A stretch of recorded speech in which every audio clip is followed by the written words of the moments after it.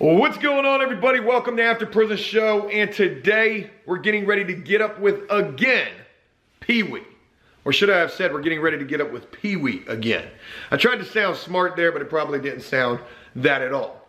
Folks, this is a guy who we've been seeing a little more of as of late, and a guy that we didn't feature prior to getting back in contact with this dude all that much at all. We've been learning about this individual's story, a young man who was wrapped up in all of the wrong stuff, who has been making changes and trying to do things more positively. And he's got a huge reason in his life for wanting to do that, something that is definitely motivating him, and that is a child.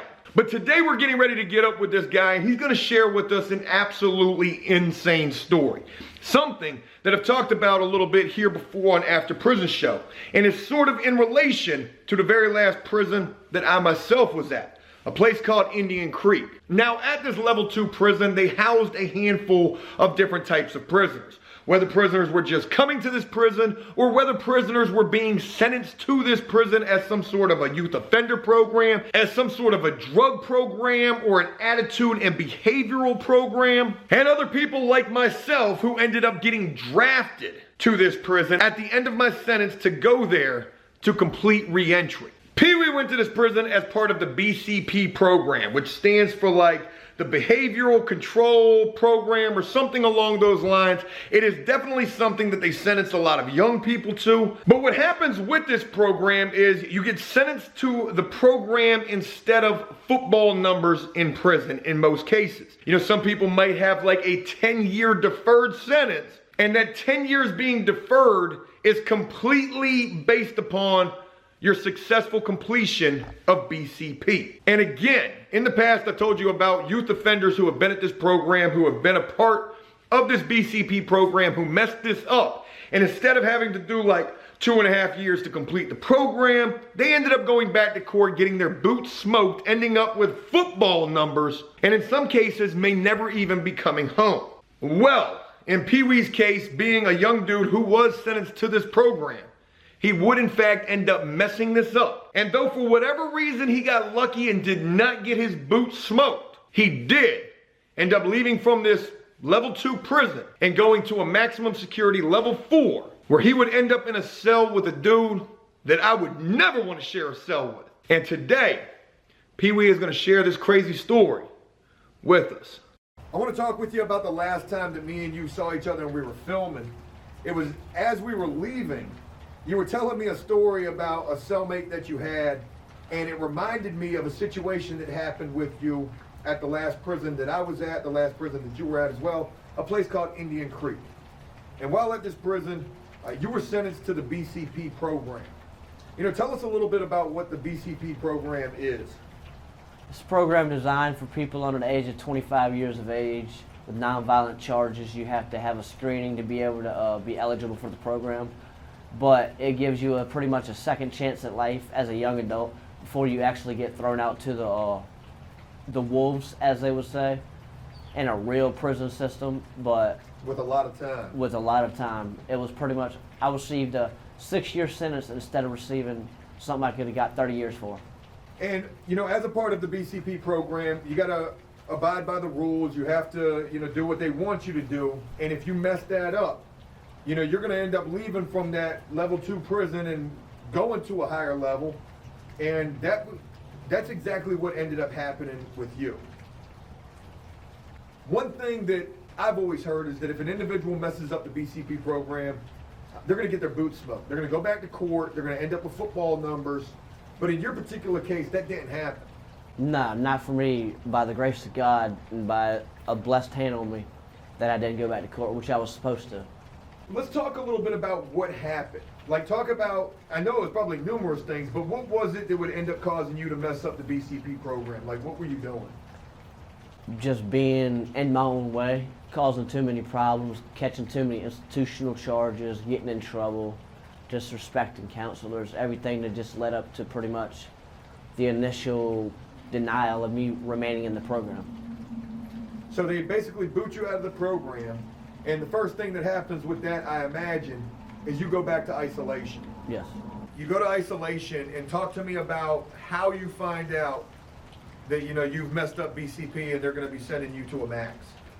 I received a institutional charge, what would be classified as a 119E, failure to comply with program or program operations, which results in the removal of the therapeutic community / BCP program. And I was therefore in the hole for about 2 months in isolation by myself till I was shipped off the compound at 3 o'clock in the morning, which is where they put me on the bus, shackled and handcuffs on me. When you get kicked out of the BCP program, you know you're going to like a level 4. That's what everybody talks about in the prison, or at Indian Creek. If you mess up BCP, you're going to a level 4.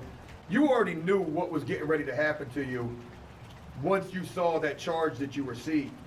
But when you know that you're getting ready to get shipped, and you know you're getting ready to go to a major, what are you thinking at that time? Are you scared? Like, are you nervous? I'll be the first one to admit I was scared. I didn't know what to expect. When you get to where you're going, you're on the bus, you know you're going to Sussex.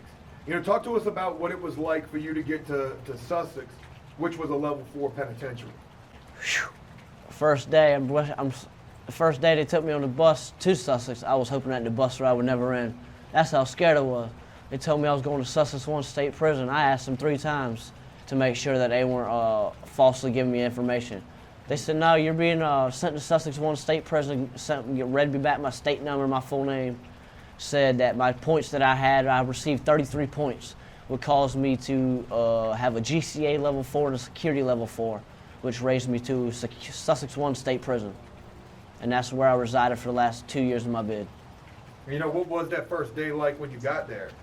The first day I was in isolation until they put me in general population to classify me on what level I was supposed to be in. They knew that I had 2 years left and I was pretty much should be put back into a reentry program, but they didn't know how to classify me. But the whole 2 years was scary for me. And that would have a lot to do with who you were in a cell with. You mentioned to me about what it was like for you in isolation at this major. You're sitting in isolation waiting to get classified, and they're coming to you asking you if you want to be in a cell with this person or that person. You don't want to be in a cell with these people because of their charges. So they tried to put me in a cell first with the child. I told them I'm not going into the cell with the child. I don't condone that type of stuff. I'm not going to be around it. I said his life could be at risk as well as my life being potentially at risk. And the next day they came back there and they said, we have somebody that's around your age, but he's a murderer. They said, how do you feel about going to the cell with a murderer? I said, I'd rather go into a cell with a murderer other than a child or a rape. I said, I can handle my own when it comes to that. I said, I'm respectful, but I don't tolerate a child. I said, I don't do that. I'm never going to condone it. I'm never going to associate myself with it. They said, but you'll go into the cell with the murderer. I said, yes, ma'am. They released me and I was in the cell with the murderer for the next 90 days till I was sent in a reentry pod. You spent 90 days in a cell with a guy who was never coming home. And not just this, but a guy who had a high-profile case that's been, talked about quite a bit, especially on the news here in the state of Virginia. But tell us, the name of this guy that you were in the cell with. His nickname was Psycho Sam. He goes by Richard Alden Samuel McCroskey. He brutally murdered a family of 4 in Farmville, Virginia with a split maul axe over his girlfriend posting something over Facebook, I believe. He went down there while they were sleeping, murdered them, and slept with the bodies in the house for almost a week before the authorities were notified by the smell from the house. That's when he was arrested and was originally sentenced to death row, but had a good enough lawyer to where they gave him life sentences on all of them. He therefore received 4 life sentences plus 632 years. What was it like going into the cell with this guy? Any other time, I pretty much wouldn't be on edge, wouldn't be on my toes like I was this time, but this time, it scared me, it really did. I didn't know what to expect, didn't know what this dude was capable of, if he was in his right mind, should he be in a mental ward, should he even be in a prison? Where should this dude be? Or should I even be in this cell with this guy? That was a question that I asked myself for the next few days. So you go into the cell, do you introduce yourself? Do you try to talk with this guy? Talk about that. I introduced myself, let him know, man, I'm Peewee. My real name's David, but I've gone by Peewee the last 5 years of my life, since I've been locked up. He let me know his name's Psycho Sam. He let me know, he wasn't ashamed to tell me what he did. He broke down everything. He said he did feel remorse for what he did. We sat down and talked a few times about it. He didn't like talking about it. He showed me pictures, black and white, of that night, the stuff that happened. But overall, living in a cell with dude, it was pretty creepy, but he was very respectful for the most part. You'll never really understand the life of a murderer or the life of somebody till you actually live with that person. You know, I've seen pictures of this guy, and like you said, he's around your age. He was a younger dude. He's doing multiple life sentences plus hundreds of years, never coming home. But looking at pictures of this dude, I mean, he looks like the type of dude who would definitely have some problems up in prison. He doesn't look like the type of guy who, you know, would be okay. Was he respected? Like, did you ever see him having problems in there? Yes, several times, but I never got involved with it because it was not my place to put myself into. People took advantage of him, yes, because of the fact of what he did, but not what he did, how he did it, and when he did it while they were sleeping. They didn't respect that. They didn't respect that, and they didn't respect him. Never did. So he's getting extorted, he's having problems up in there, and you're stuck in a cell with this dude. And I'm stuck in a cell with this dude, but I'm not trying to sit back into the hole for another 5 months till I go home. Solitude was getting to me at that point, and I needed to clear my head. You know, talk about trying to go to sleep in a cell with the guy. You know, they tell you you're getting out of isolation. Hey, we're going to put you in the cell with a murderer. You didn't know you were getting put in the cell with probably the most high-profile guy at that prison. Oh, no, definitely not. Normally, when I go to sleep at night, I do sleep with the towel over my face to block the light because you have a light that they keep on so they can come around for count time. Well, in this particular cell, I never kept the blindfold on my face. I felt like I had to sleep with my eye halfway open, even when I was sleeping. But once I got to know him, I mean, that feeling was always there. It was always going to be there as long as I was in a cell with him. But for the most part, there was no more towels while I was in the room sleeping over my eyeballs. It was always my eyes wide awake, me on point, and me crossing my T's and dotting my I's. I got a bunch of questions I want to ask you about this dude, and this one's not one that I had thought of, but I want to ask you this. You know, you go into a cell with a guy and you automatically size that individual up, just in case things don't work out too well. You know, did you feel like if things got out of hand that, you know, you could handle yourself with this dude? Yes, 100% without a doubt. I looked at, like you just said, you broke down everything word for word. I sized dude up when I went to the cell, knowing what he was convicted of, knowing what could potentially happen while I was in there, what I need to learn how to do, what precautions I need to take. But yes, I did size him up and did figure out what was the best go route if things got sour. You know, something else that you hear about is, you know, when dudes are serving time, nobody wants to hear about the short timer. Nobody wants to hear about the guy who's got a release date, who's going home. Like in your case, you had 6 years. You know, when you got your time, you weren't trying to hear about a guy who was going home in a week or a couple of months. Nope. But that was you in the cell with this guy who had, you know, no release date at all. He was going to die in prison. How did he react to the fact, knowing that you were getting ready to go home? He said he was kind of accustomed to it because for the last 6 months while he was in that cell, they did nothing but put short-timing people in there with him. So it played a big factor on him in his head at first, but he said he became accustomed to it because he's realized that's what they're probably going to keep doing, putting short-time people in there. But for me to sit there with 5 months left to go and somebody have a life sentence, it's an eye-opener, bro. And we sat down and talked a few times. He's told me that I need to stay out of the way, get into society, straighten up, don't become what he did, or don't become what other people think I'm going to become. Prove everybody wrong. Do you feel like this guy had any type of an impact on you? Like, wow, you know, I don't want to be Psycho Sam, or, you know, do you feel like you got anything from that situation being in there with him? I do feel like that I learned how to control my impulse a little better because I believe that's what he acted off of when he committed the acts of violence that he did. But I do feel like I have learned a lot about my impulse and a lot about my character just by listening to the story that he told and the things that he tried to tell me. You know, this was a guy you were in a cell with, a scary guy. Even though he might not be the most intimidating individual fight-wise, you just said, you know, you felt like you could take this guy if you had to. It's still a scary situation being in a cell with somebody who is never going home and somebody you know who has nothing to lose. And not to mention, he's already killed 4 people and that's why he's in prison for the rest of his life. You know, what do you talk about with this guy? What did you talk about? Because you guys, you have nothing in common. you can't go back to him and say, man, I just, got off the phone with my girl. Like, how did you pass the time with this guy? Watching TV, pretty much going out in the pod. I talk on the telephone, call my loved ones when I need to. Pretty much, we don't know each other till we pretty much go back into the cell. I don't associate with him out in the pod. I don't associate with him other than while we're in the cell. Did he associate with people? I can imagine this dude was kind of a lone wolf in there. He had to select weird people that he hung around with. The ones that would talk to him, the ones he would talk to. You mentioned being on the phone and talking with your family. What was your family's reaction when they found out who your cellmate was?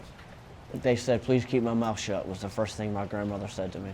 Please don't say nothing in the way, because they know how I run my mouth to somebody and know how I try to take things to another level that shouldn't be. Did you take that advice? I took that advice. If I listened one time, I definitely took that advice, especially when I first got in there, not knowing what to expect. Still didn't know what to expect when I was living with them. After the first couple months, seemed like everything was good, but I kept them at arm's length. You're in the cell with this guy for 90 days before they put you in the reentry pod at a major prison. When you leave from this situation and you're getting ready to go to reentry, was it bittersweet? Had you guys become friendly at all? Like, I hate to say it, were you gonna miss this dude? Like, what do you say to this guy when you're packing your stuff up and you're getting ready to leave? It was nice meeting you, nice knowing you. Sorry things couldn't have turned out better for you.